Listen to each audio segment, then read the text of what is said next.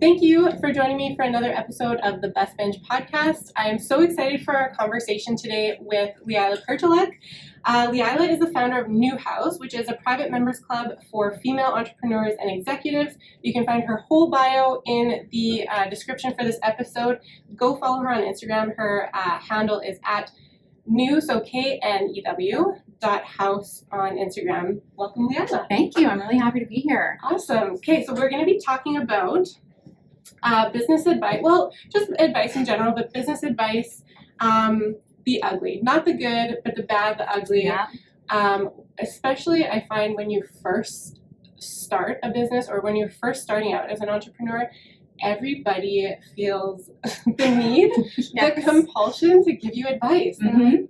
And whether they're business owners or not, mostly not. And I feel like it never changes either. People just love giving their unsolicited opinions about everything. All of it. Yeah. Yeah, exactly. So how long have you been self-employed or an entrepreneur?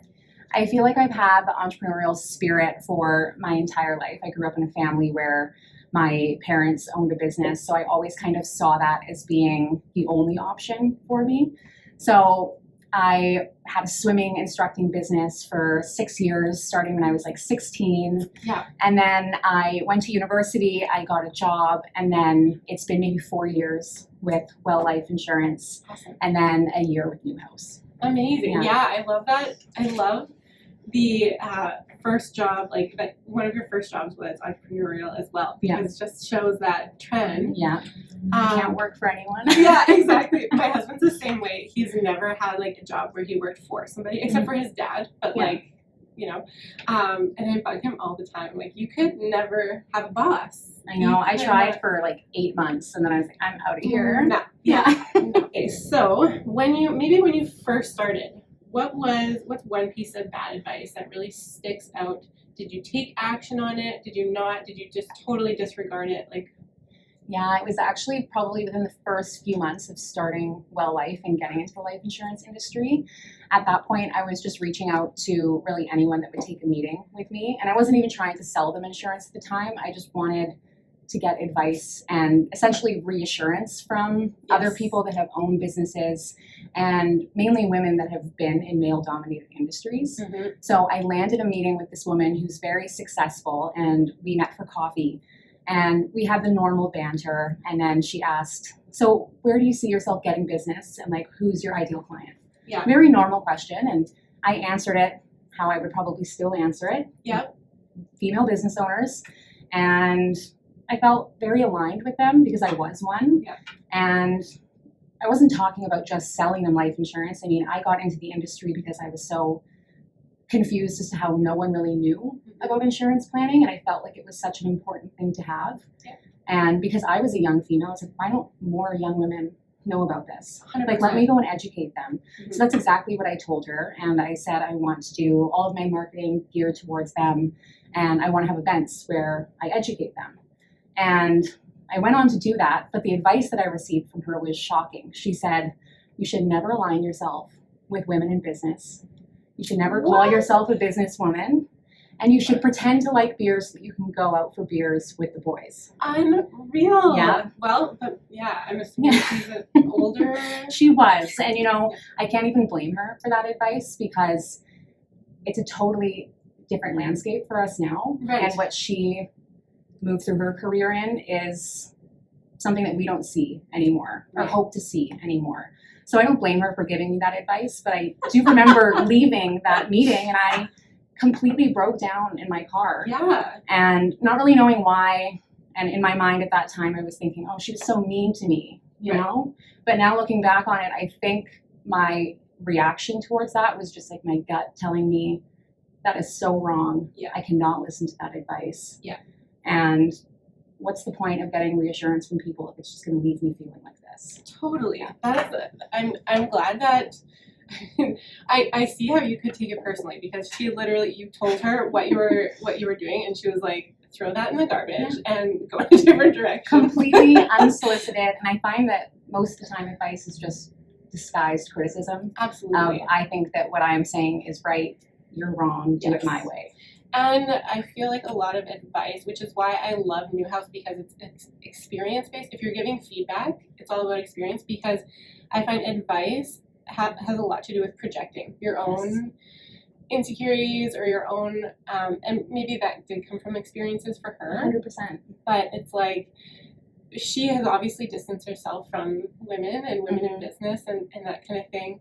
So she's projecting that onto you. And now I feel just kind of bad for her that she missed out on everything that we get to experience now, with like that deep connection that we found with one another and all the women in Newhouse. And exactly. And it must be so isolating. Yeah. Especially if you are in a male dominated industry, you're changing your likes and dislikes to cater to this like male whatever. The gaze of it all. Yes. You know? Yeah. So that's, it's highly isolating. But good for you for moving past it and continuing on the same path. Yeah. So I think for me, when I first started in real estate, there was a lot of family that had advice, and nobody in my family owns a business, so that was interesting.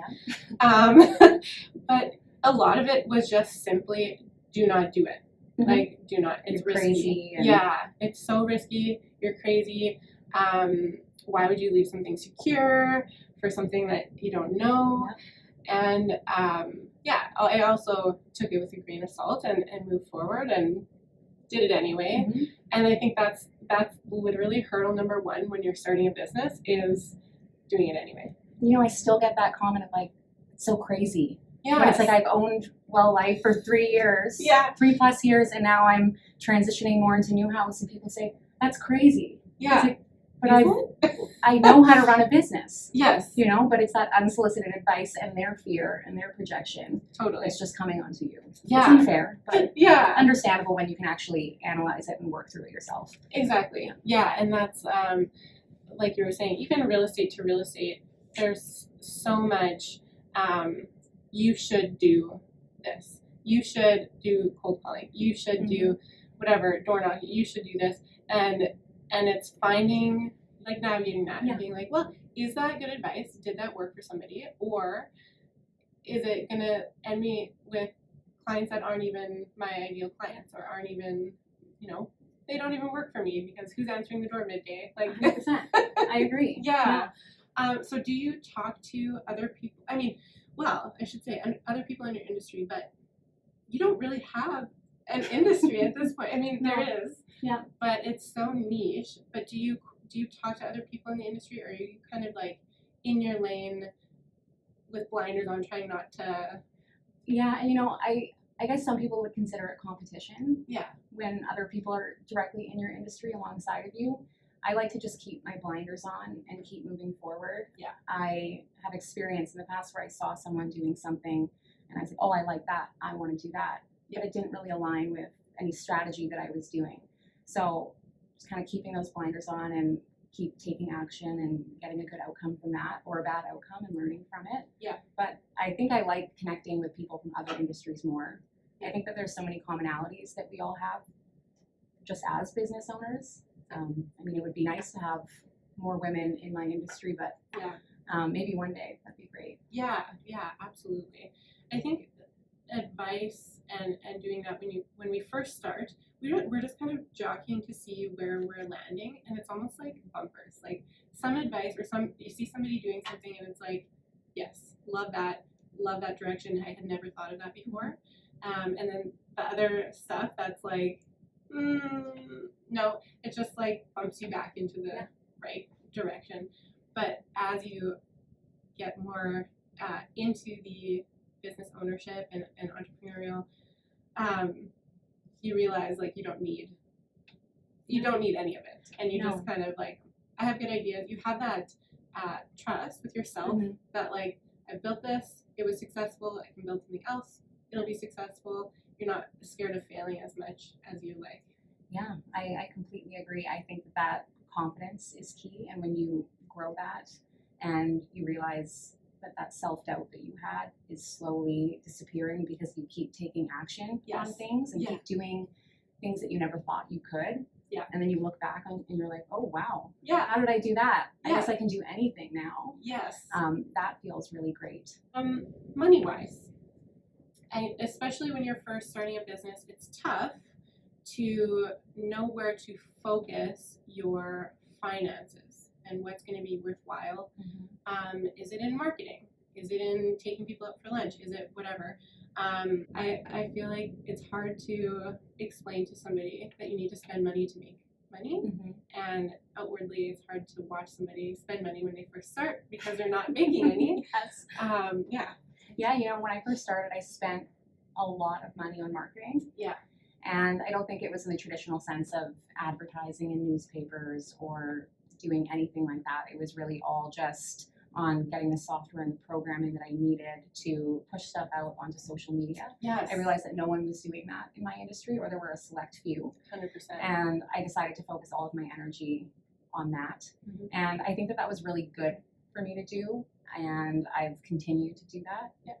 But also when it did come to marketing, I had events, and those cost a lot of money. And I was running my business through COVID and trying to plan events and then have those get canceled because a new wave would come in or there would be new lockdowns. I mean, I have 50 yoga mats with my name on it and Jessica Hughes' name on it, and we still haven't had a chance to use them yet, and I don't know when we will. So that was kind of a sunk cost, but maybe someone will want a branded yoga mat with my name on it. I don't know, but that was definitely one of those financial decisions that maybe I should have thought about a little bit more. Yeah.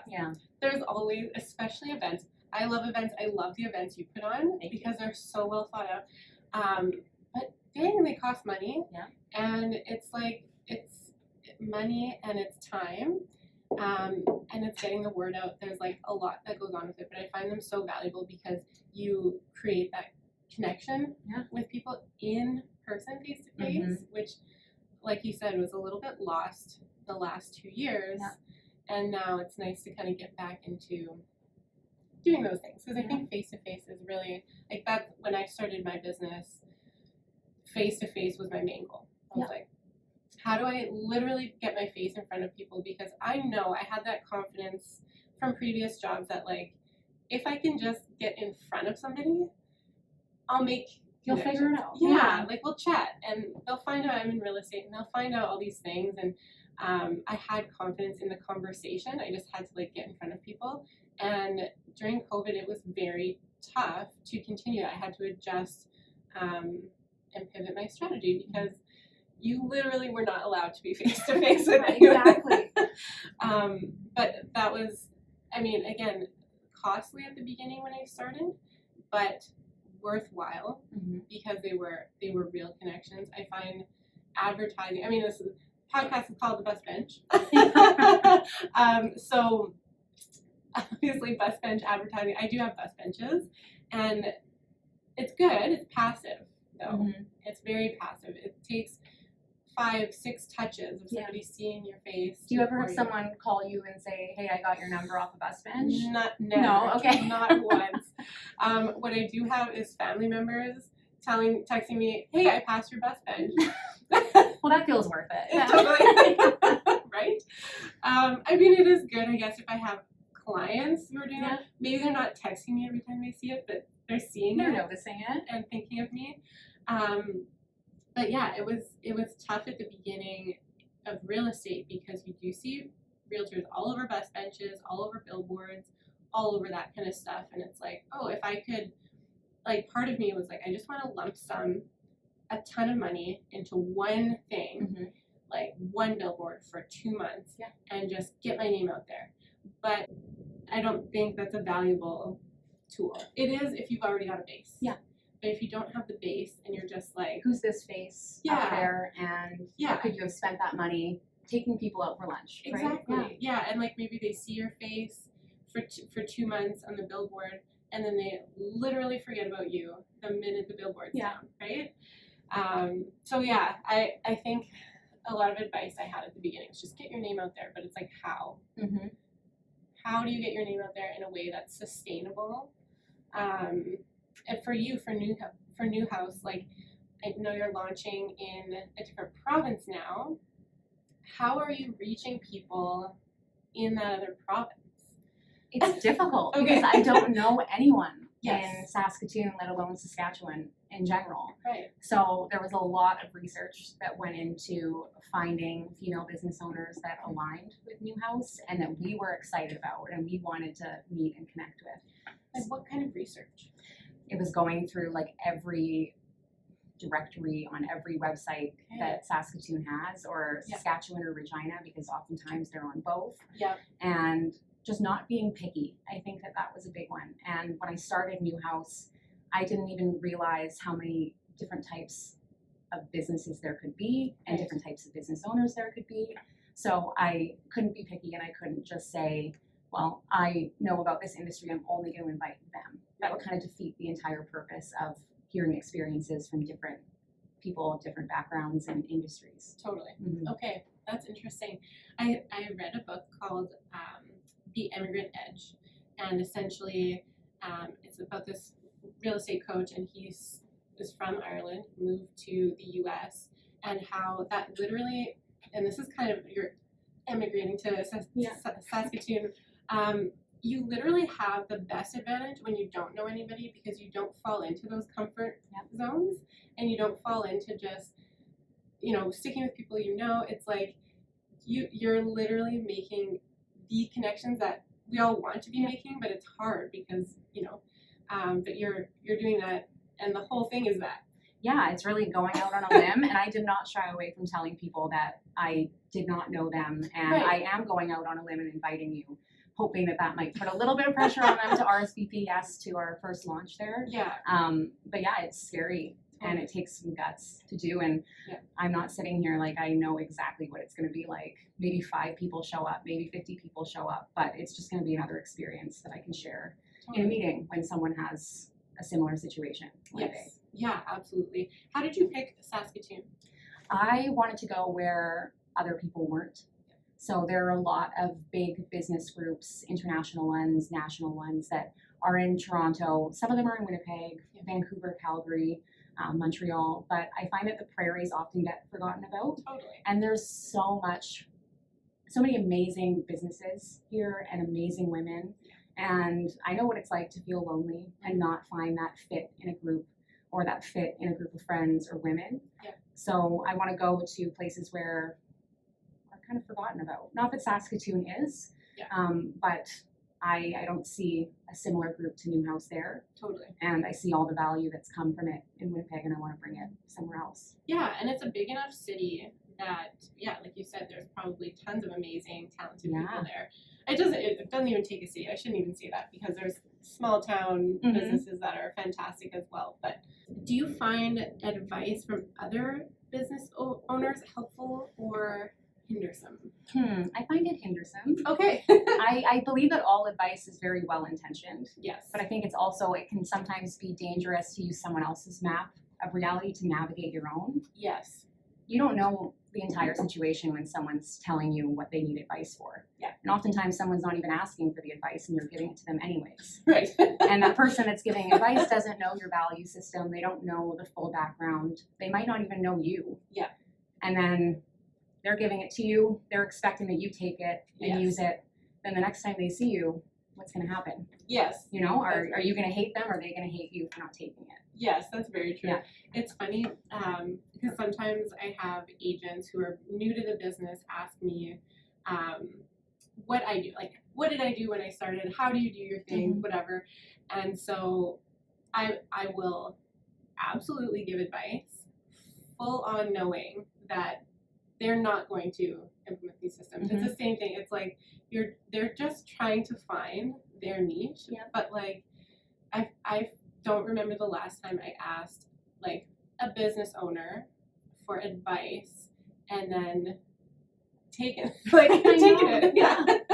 I know, I should probably stop asking. I do talk to a lot of people, and I'm always asking like, oh, what would you do for this? But at the end of the day, I'm gonna do what I want. You already know what you want to do. Yeah. It's almost like you just want that reassurance from someone that your idea is a good idea. Totally. Or you're hoping they're going to just tell you exactly what you're already thinking. And then you're like, okay, they told me that. We're so good. I'm good. Yeah. My idea was good. Yeah. And if they don't, then forget them and we're moving on. Advice from non-business owners is tough too, because they don't know. They don't know the struggles. They don't know the wins and losses and what it took to get there.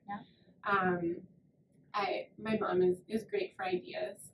She has tons and tons and tons of ideas about what I should be doing. But again, like you said, I love when you said map of reality, because there's lots of thought that goes into the things that I'm doing. It's same with you. And sometimes I think if I did a better job of communicating why I'm doing the things, because once I explain it, she's like, oh, that's fantastic. I totally understand. But if I don't often communicate the why behind it, and that's where the core values are. That's where that's where people better understand you. It's like, how did you come to this conclusion? Yeah. So I think that would be a better direction to go, and maybe that would negate some advice. Maybe people wouldn't be so inclined to give you advice because it's like, oh, I see where she was coming from. And I do really like ideas and brainstorming. I think that that's a lot of fun. It's just when it's pointed advice, that's where things can get a little bit tricky. True. Yes. Do you often find yourself giving advice to other business owners or people getting into the industry? Well, I don't in New House because that's not allowed. Yes. I feel like people probably come to you and ask you for advice quite often. Sometimes, yeah. And, at this point I feel kind of icky giving it because I just feel like I'm going against what I'm spewing out to everyone else. Your own. I certainly don't hide from giving advice to my boyfriend Kevin or people that are close to me, but that's because we can have a little spat about it, and he can tell me if he doesn't agree, and it's not ruining a relationship. I think it's important to find those people that you can get advice from or give it to, and it's not gonna muddy the waters. Yes. But no, I try to shy away from giving people advice. If I have an experience to share that's similar, I'll do that. Yeah. And hopefully they can implement something from that. Right. But again, it's not really my place to give anyone advice if they're not directly asking for it. Totally. I think that's a good point too, and we experienced this at our last New House meeting, but advice often is solicited or unsolicited, exchanged between people who don't know each other very well. Yes. Why? I have no idea. But once you get to a level, like you said, for you and Kevin, and for somebody you have a deeper relationship with, there's that opportunity for you to voice your side instead of like your encounter with the woman from before. I'm sure you didn't feel very comfortable, or maybe you felt a little defensive. Oh, I probably agreed with her right then and there, like, I hate women too. Totally, and then you leave crying like, I don't hate women. I don't believe that. But you're right. It's when you're not comfortable with people. Yeah. And maybe you don't have those boundaries set up, or you're not as confident in yourself. You're more apt to just agree with them or take that advice and say, that was great, thanks. Yep. And it gives them a false sense of accomplishment that they just pass that on to you. And who else are they going to go give that advice to? That's very true, actually. Yeah, and it's almost, you also don't want to, even though I guess she wasn't afraid to voice her opinion and ruin that potential relationship, but I find I always am a little bit, I would have done the same, agreed, and been like, yeah, you know what, thanks, I'm so glad I talked to you, kind of thing. This is great. Yeah, let me change my whole business plan based on what you just said, because I don't want to put a bad taste in their mouth, right? Like I solicited, or I booked the appointment, and then it's like, oh, that was not great. That's not the direction I'm going. Here's why. But then you feel defensive explaining why. So it's just like better to just be conflict avoidant sometimes. But then they have a false sense of, I did a good thing. Did a great thing. Let's keep doing it. I'm just gonna, Did you feel isolated when you first started your business? Or were you looking for, in your search for kind of advice at the very beginning, were you looking for somebody to share in your experience as well? Or were you strictly looking for like advice, move on? Like, how did you feel when you first started? Was it isolating, or did you feel like, maybe you started a New House because for that reason, but you can tell the story. So I felt very alone when I first started, and I didn't leave. So I worked at an insurance company. and I got licensed and I started my own agency right off the bat. I didn't follow the traditional path of going underneath a more senior advisor and gaining that experience and working in an office full of people. Mhm. So I think I missed out on that experience, but I don't regret that in any sense. But it was very lonely. I mean, I was 23 at the time. I'm probably the youngest female doing that. Mhm. Gotta say, like I haven't encountered many women in that industry to begin with. Absolutely. So the majority of advisors in the life insurance industry are male. Mhm. So I felt lonely in that regard Yes. as well. So I did seek out a lot of connection through different groups in the city. Mhm. But I found that those groups didn't make me feel more lonely, but I also felt like I didn't belong Right. in them. Yes. So I went on a full path of trying to find the right fit for me. Yeah. And through planning the Winnipeg Women's Conference and connecting with so many incredible people that way, I was like, oh, I think I found the people. Yeah. My people that I want to be with. Yeah. And I knew that that was a one-time event. Of course, it's happening again, but it's one day a year. Yeah. And I wanted it every day of the year because it felt so great. So I had to build something for myself that fit what I was currently doing and who I wanted to surround myself with. Yeah. And I was able to do that. And I realized that a lot of people felt the exact same way that I did. Yeah. Couldn't find the right fit with people, with groups. And when they came across New House, it just clicked. Yeah. And you were able to like form really deep connections with each other because, well, you have to. Yeah. Like you're sharing everything about your life and you don't realize that everyone's dealing with a lot of hard stuff. Totally. And we're also dealing with a lot of similar situations at the same time. Yes. So you're able to connect on that front because often we just see a highlight reel of people's lives. Oh yeah. And it makes you feel like, oh, I'm not doing as good as they are. Yeah. But frankly, we all have problems. Yeah. And it's nice to be able to see that we all do. Yeah. So that we can take a step back and kind of come to terms with the fact that we're not supposed to have it all together all the time. Totally. Yeah. I totally agree with you, and it's surprising how many of the same issues happen across industries. Oh yeah. Because that was one thing. I mean, being in real estate, there's tons of realtors. Like there's I'm not in a league of my own kind of thing. And so on one hand, it's great because you've got all these people who are doing the exact same thing as you to talk to. But on the other hand, they're your direct competition. Yeah. And so some people are very transparent, and that's fantastic. But most of the time, you run into this awkward block where they'll be honest to a certain point, but don't fully want to tell you that they failed at something or that something didn't work out or that whatever, because there's this facade and really you're competing. Yeah.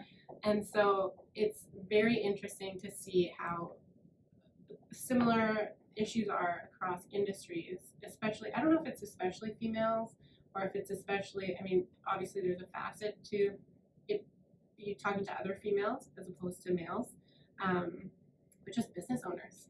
Yeah, and I like to say, people often say, well, I'm at a different level than that person and we don't have the same problems. Yeah. So I don't know if it would be a good fit. And I like to say, well, it could be apples to apples or apples to oranges, but it's all fruit. Yes. At the end of the day. Yeah. No matter if you are making millions or you're just starting your business, you still have bad customers, Yeah. you still have money problems, Yeah. you still go through the same things. Yeah. And it's nice to be able to hear how people deal with that, Totally. no matter where you're at in your journey. Yes, and transparency. I do think with a lot of advice that I got at the very beginning too, you don't get that transparency or the background. Like, why are you telling me what you're telling me? Is it because you were in the industry back before kind of the women's movement, or what? Like, what is it? Mm-hmm. But you didn't get that. You got the surface level. You're left kind of I'm piecing it picking up together. pieces of that and trying to figure out what she meant by it. Totally. And then figuring out why my reaction was the way it was. Yes, exactly. Yeah, and I find transparency. If you are going to ask for advice, or if you're going to be open to advice, I mean, there's a place for it, I guess. But there needs to be so much more conversation and honesty, like transparency, vulnerability in like even in giving advice. It's like, this is what I think. Here may be the reasons why I think that way, you know. Even like entering into a partnership with Taylor and lots of things, it's good to talk to people who have had experiences in partnerships that maybe didn't go well. Yeah. And, you know, maybe their advice would be, don't do it. But at least I can see. And it's like, you know, okay, tell me why. Tell me what didn't go well. Yeah. Think about your advice and then Yeah. step a few or go backwards and tell me why you have that advice to begin with. Yes. I want to know the context, and if it really just doesn't align with what my situation is, let's not do the whole advice thing. Exactly. Yeah. As far as business activities, would you, so for me, I spend tons of time on social media. You spend a ton of time on social media. You do a great job at it. Thank you. Do you find is it valuable? Everyone's like, oh, you should be on all platforms.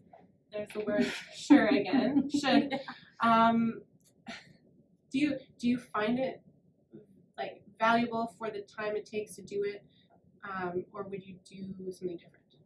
Well, I really like Instagram. Okay. I'm petrified of TikTok. Okay. I love TikTok. I spend so much time on it, but Yes. as soon as it comes to hopping on a trend or filming myself doing a funny video, there's no way I can post that. It's intimidating. Yeah, Yeah. there's like a boundary that goes up within me. Right. I like focusing on Instagram. I find that the majority of people are on Instagram and they use it to find out about businesses and get additional information about really anything under the sun. So I focus a lot of my time on that, but I also know that marketing isn't just social media. Right. It's events, it's nurturing your clientele, it's just what you put out there, and your branding. It says a lot about who you are and then what your business is all about at the same time. Absolutely. I find looking at your page, it's very easy to understand who you are and what, like, you know, and I think that it's a great tool for that, especially Instagram, because you can search location, hashtags, whatever. TikTok, not so much. TikTok, I mean, on the humor side, maybe, if you're going to take that approach. Yeah. But I find it's a little bit less who are you, and it's a little bit more just like what can make me laugh or what can I save for later. Yes. And I think it has a much further reach, and that might not be what you want. I mean, Exactly. I don't want that. Yes. I'm focusing on Winnipeg and Saskatoon right now, and not to say that if I posted one TikTok video it would go viral. There's no way it would, but I'm not reaching people in Europe because there's no point right now, and I think that would be a waste of energy in this moment anyways. Yeah, no, I totally agree. Awesome. Well, I think that is our time for today. Thank you so much for joining me. Yeah, thanks for having me. This was a lot of fun. Awesome. Go follow Leilah. It's at knewhouse